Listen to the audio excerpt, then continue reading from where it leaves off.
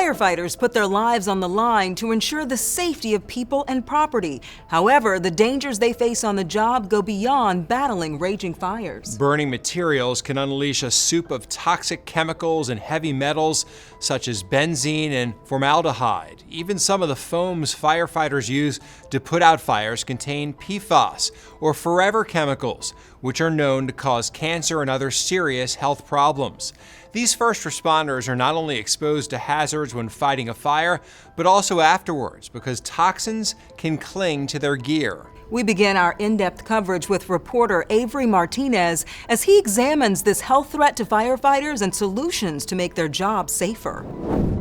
Tina Misi was a veteran firefighter who passed only 8 weeks after her diagnosis. Her chief and doctors believe she developed cancer on the job from environmental risks fire crews face every day.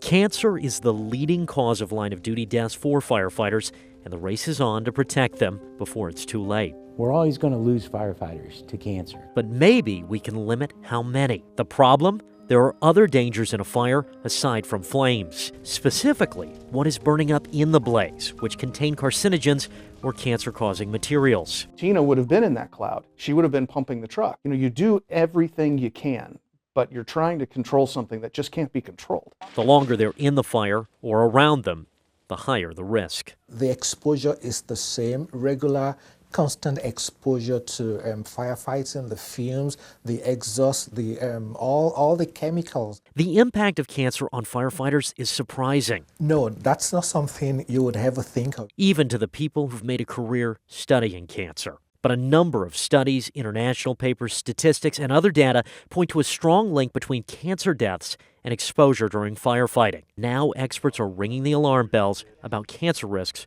for firefighters. Is it any less of a risk for any firefighter anywhere? Absolutely not. The firefighters all face the same risk. We all face the same types of smoke. Like now retired Fire Chief Greg Brown, head of the Missouri Firefighter Critical Illness Pool, providing support to fighters suffering from a number of cancers. 43 years ago, did you ever think cancer was going to be a major risk, a major loss of life? Absolutely not. There was a lot of firefighters back then, we used to call them smoke eaters, that didn't always wear their masks. That's what the old timers did, and they didn't know any better. Not wearing those masks and continuing to wear unclean gear that was carrying around carcinogens had an impact. All this increase accumulate over time in firefighters and increase their risk of developing cancer.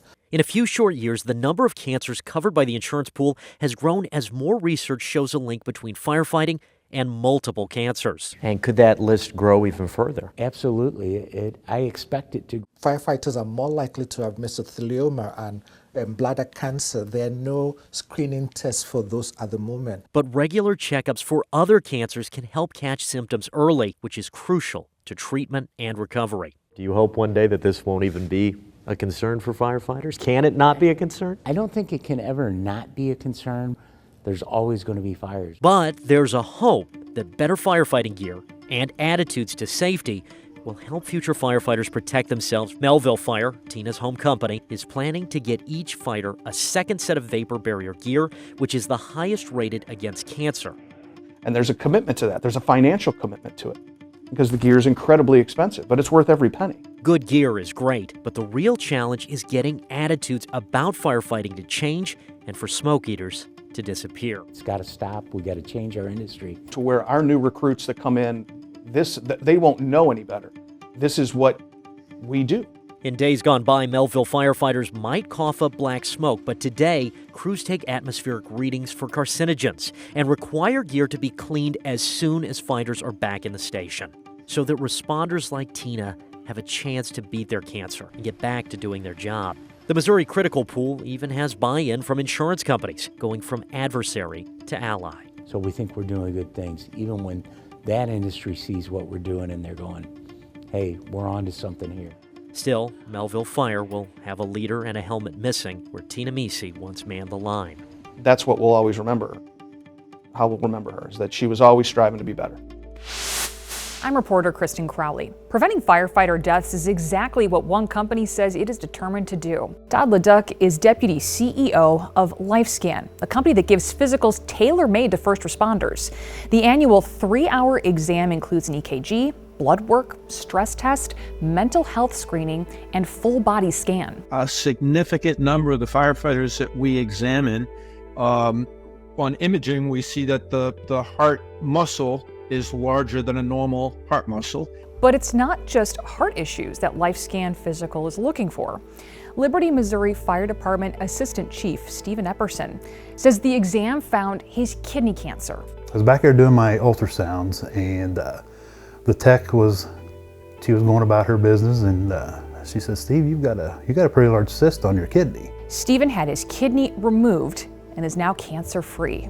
LifeScan says it serves 650 departments across the U.S., and it's growing. Liberty Fire pays between $580 and $680 a person, costing the department up to $43,000 a year. The price tag for LifeScan varies depending on department location and size. Our in-depth coverage on preventing firefighter deaths continues on InvestigateTV.com. Just type firefighter deaths in the search bar.